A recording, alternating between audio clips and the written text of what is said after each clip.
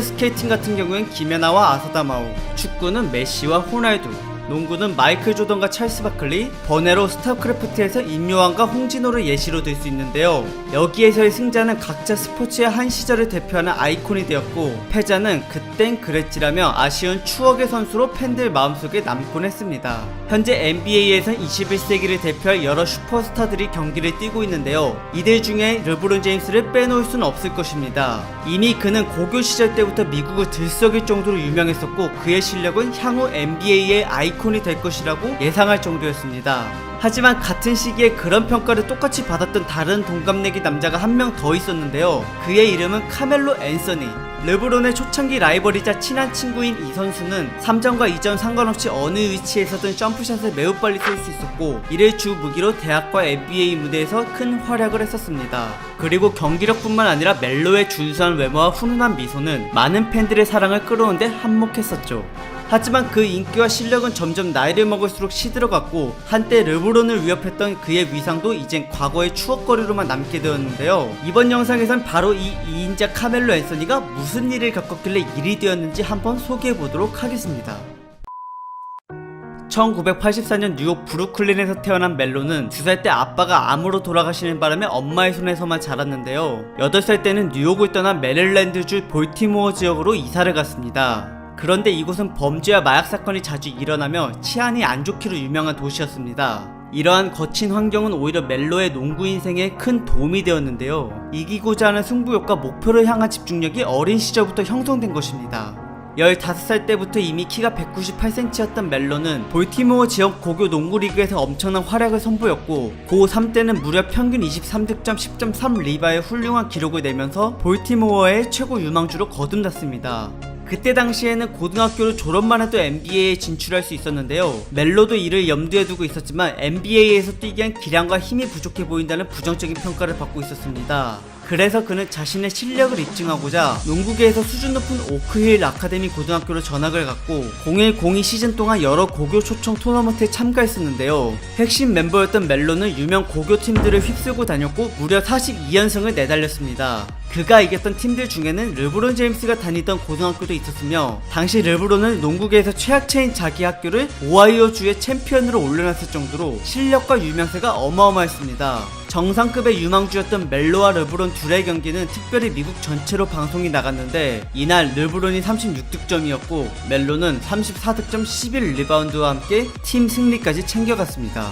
르브론보다 1학년 더 선배이기 때문에 먼저 졸업을 하게 된 멜로는 유명 스포츠 매체의 평가에서 전국 고교 졸업생들 중 당당하게 1등을 차지했는데요. 그는 곧바로 다른 애들처럼 NBA로 뛰어들 수 있었지만 대학 무대를 먼저 정복해보고자 뉴욕주의 시라큐스 대학교로 입학했습니다. 이 대학교 농구팀은 1부 리그에서 중상위권이었지만 전체 대학 토너먼트에서만큼은 우승과 인연이 아예 없었습니다. 하지만 패기 넘치던 신입생 카멜로 앤서니가 가세했더니 팀 분위기와 대학 리그 판도가 달라졌는데요. 14개 대학이 속해있던 지역구에서 당당히 1등을 차지한 뒤 곧바로 전체대학 64강 토너먼트로 진출하였고, 32강, 16강, 8강, 4강 계속 올라가더니 중간에 탈락할 것이라고 말했던 평가단들의 예측을 뒤엎고 마침내 결승까지 도달한 것입니다. 그리고 거기서 우승까지 이뤄냈는데요. 이 모든 걸 1학년 새내기 카멜로 앤서니가 혼자 캐리했던 것이며 영광의 MOP까지 차지하는 쾌거를 이뤄냈습니다. 이렇게 최고의 시즌을 보낸 멜로는 곧바로 2003 NBA 드래프트로 뛰어들었습니다. 이제까지 성과로 봤을 땐 1순위로 뽑힐 주인공은 당연 멜로였습니다. 근데 그 자리를 이제 막 고등학교를 졸업한 르브론 제임스에게 뺏기고 말았는데요. 평균 30점을 넘게 득점하면서 고교 무대를 장악하고 졸업한 르브론은 당시 거의 전국구 스타였고, 자신의 고향 근처에 있는 클리브랜드 캐벌리어스 팀의 지명을 받은 것입니다. 그렇다면 멜로는 이젠 2순위로 뽑힐 가능성이 컸는데요. 하지만 이마저도 세르비아 프로리그 출신의 선수에게 빼앗기고 말았습니다. 그를 뽑은 팀은 디트로이트 피스톤즈였는데 센터진의 보강을 위해 스몰 포워드인 멜로를 제쳐두었다고 합니다. 비록 불가피한 이유 때문에 결국 3순위로 밀려났지만 스몰 포워드로서 그리고 득점원으로서의 기대를 한몸에 받고 있었던 멜로는 같은 나이이자 동포지션인 르브론 제임스와 라이벌 구도가 이루어졌고, 그렇게 NBA 팬들의 많은 관심 속에서 덴버 너게츠 팀의 첫 커리어를 시작하였습니다. 루키 시절 멜로의 공격력은 매우 대단했습니다. 공을 받고 빠르게 돌파를 하거나 혹은 그 자리에서 한 번에 재빠르게 점프해서 쏘는 슛은 베테랑 수비수들조차 블락하기 어려웠습니다. 가까이 붙으면 그냥 돌파당해버리고 그렇다고 해서 조금 떨어져서 막자니 제대로 견제하러 갈 틈도 없이 점프슛을 쏘기 때문에 수비하는 입장에선 미치고 팔딱뛰의 노릇이었습니다. 이렇게 모든 것이 빠른데 키까지 2m3의 장신이었던 멜로는 03-04 시즌 82경기를 모두 선발로 뛰었고 8년 동안 서부 컨퍼런스 8등 안에 들어보질 못했던 덴버 너게츠를 정말 오랜만에 플레이오프 무대로 올려주었습니다. 비록 1라운드에서 1승 4패로 탈락했지만 팀의 주 득점원이자 구세주였던 멜로는 선수 인생에서 단 한 번뿐의 기회인 신인상을 받을 자격이 충분했습니다. 근데 그 영광마저도 드래프트 때처럼 르브론이 가져가 버렸는데요. 여기서 많은 멜로 팬들의 마음속은 아쉬움을 넘어서 분노를 느낄 정도였는데 불과 작년만 해도 두 팀의 시즌 전적은 각각 동부 서부에서 17승 65패로 답이 없는 수준이었습니다. 하지만 멜로는 17승이었던 팀을 입단하자마자 43승으로 탈바꿈시키고 플레이오프에 진출시켰는데 르브론은 35승 47패로 동부 8위권에 진입도 못 시켰습니다. 게다가 정규 시즌 출장 경기수와 평균 득점 그리고 슛 성공률과 리바운드 부문에서도 멜로가 더 앞섰는데요. 심지어 서부에서 딱 한 명만 뽑는 이번 달 신인왕을 전부 차지하기까지도 했습니다. 하지만 그렇다고 해서 르브론이 멜로보다 못난 건 절대 아니었습니다. 그 또한 동부에서 한 명 뽑는 이번 달 신인왕을 전부 가져갔으며 멜로보다 어시스트를 더 많이 기록했는데요. 운동신경과 경기를 지휘하는 능력 그리고 수비적인 부분에선 더 뛰어난 모습을 보여줬습니다. 어쨌든 둘의 우열은 가릴 수 없을 정도라서 공동 수상하는 게 어떻냐는 여론이 생기기도 했는데 그건 결국 받아들여지지 않았고 르브론에게 신인왕을 빼앗긴 시점부터 멜로는 2인자의 길로 들어서기 시작했습니다. 두 번째 시즌을 맞은 멜로의 초반 경기력은 매우 불안해졌고 그의 반면에 르브론은 승승장구했으며 심지어 득점 부문에서도 앞서기 시작했습니다. 시간이 흘러 2년차와 3년차가 끝난 뒤에 둘 성적을 비교해본 결과 확연히 차이가 갈렸습니다. 유소년 때부터 NBA 루키 시절 때까지는 멜로가 공격 부분에서라도 르브론보다 더 앞섰지만 이젠 그마저도 뒤처지게 되었고 애시당초 패스 능력과 수비 그리고 피지컬에선 르브론이 더 훌륭했었습니다. 게다가 멜로는 시즌 도중 관중석을 향해 공을 던지는 행동을 종종 했었는데 경기가 잘 안 풀린다고 해서 충동적으로 일으킨 그의 분풀이는 NBA 팬들에게 실력과 인성으로 미움을 사기도 했습니다.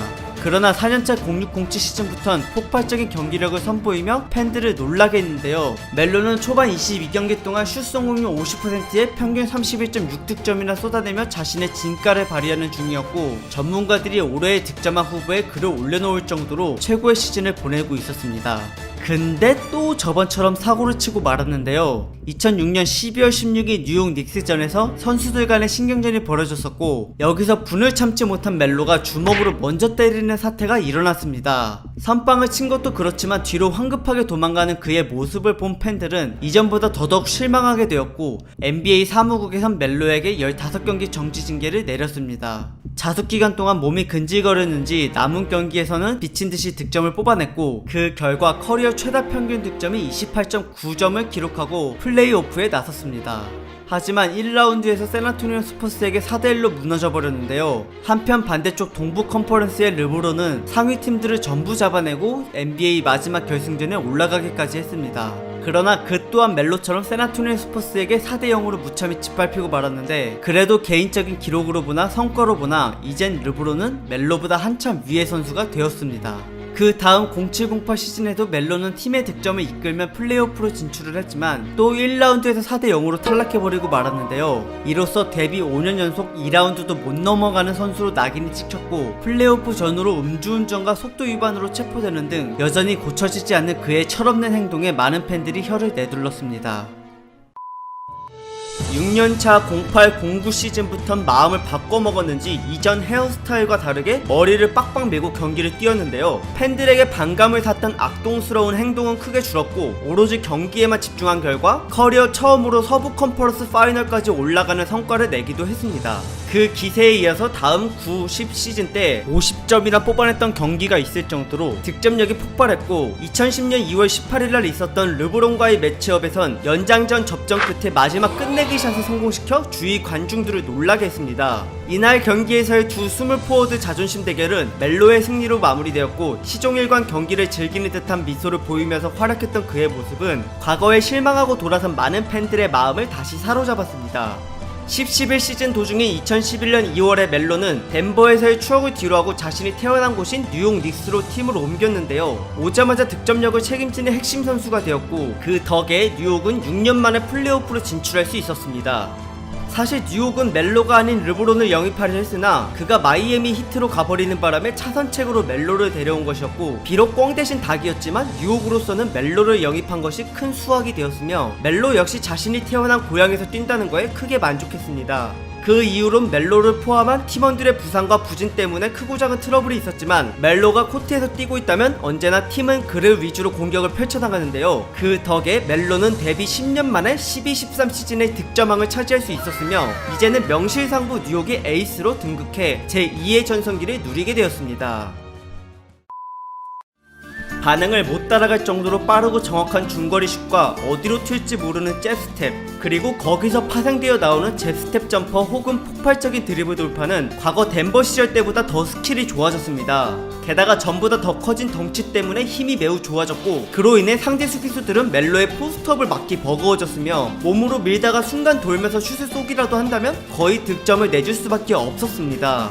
어떤 위치에서든 슛을 성공시킬 수 있고 간결하고 빠른 슛터치를 가진 덕분에 1대1에서 멜로를 완벽하게 막는 수비수는 거의 없었으며, 심지어 슈퍼스타 코비 브라이언트도 르브론보다 멜로가 막기 더 힘들다고 고개를 내저을 정도였습니다.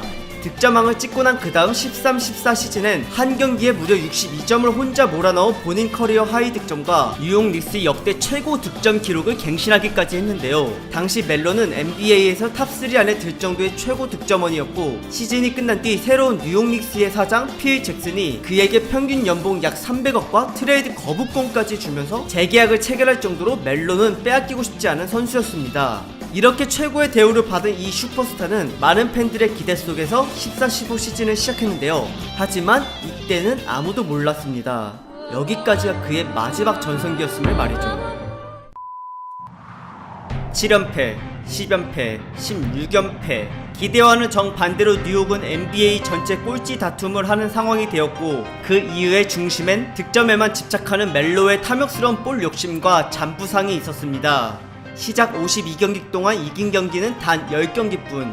설상가상으로 멜로가 슛 시도 후 착지 과정에서 부상을 당하고 말았는데요. 하필 그 부위가 슈터의 생명인 무릎이었던 것입니다. 결국 수술과 함께 시즌을 통째로 날리게 되었고, 뉴욕은 동부에서 15등 꼴찌로 주저앉았습니다. 재활치료를 하고 복귀한 멜로는 15-16 그리고 16-17 시즌 동안 큰 부상 없이 무사히 경기를 뛰었습니다. 하지만 그동안에 보여준 경기력은 정말 실망스러울 정도였고, 부상 때문에 기량이 많이 떨어졌음을 알 수 있었습니다. 돌파 스피드는 더 이상 예전 같지 않으며 운동 능력이 떨어졌음에도 불구하고 몸은 여전히 뚱뚱한 탓에 민첩성이 둔해졌고, 그 여파는 특히나 공격보단 수비에서 약점으로 크게 작용하였습니다. 점프슛은 여전히 빠르고 정확했으나 기복이 심했고, 전보다 평균 득점이 내려앉았음에도 불구하고 여전히 팀 내 득점은 1등이었지만 그의 형편없는 수비로 인해 새어나가는 점수가 더 많았습니다. 그 결과 팀은 하위권에서 맴돌게 되었고, 이에 분노한 뉴욕 닉스 사장 필 잭슨은 멜로가 팀에서 쓸모없는 선수라는 뉘앙스로 언론 플레이를 하며 트레이드를 추진했는데요. 공개적으로 망신을 준 잭슨에게 화가 난 멜로는 잭슨이 재계약 때 덤으로 줬던 트레이드 거부권을 행사하면서 강팀 이외에는 안 간다는 배짱을 부렸습니다. 서로 간의 신경전 끝에 멜로는 오클라호마 시티 팀으로 트레이드 되는 걸 받아들였고, 이곳에선 스몰 포워드 폴 조지와의 동선이 겹치지 않게 파워포워드로 자주 뛰었습니다. 하지만 말이 파워포워드지 항상 골밑이 아닌 외곽에서 공격을 주로 했으며, 이마저도 이젠 불어난 체중과 느려진 발 때문에 슛이 골로 잘 이어지질 못했습니다.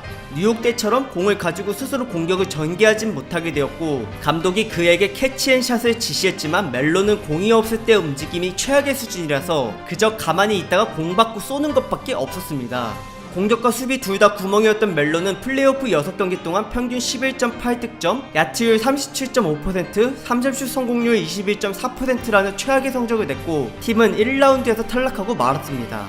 결국 멜로는 오클라호마에서 애틀랜타 호크스로 처분되듯 트레이드되었고, 이곳에선 불과 5일 만에 방출을 당했는데요. 이렇게 애물단지로 전락해버린 멜로를 다행히 휴스턴이 거두어 주었습니다. 그러나 별다른 반전 없이 움직임은 둔했고 수비는 형편없었으며, 이젠 그의 점프슛은 기대할 수 없을 정도로 성공률이 낮아졌기에 고작 10경기만 뛰고 그 이후론 출전 명단에서 제외되었습니다.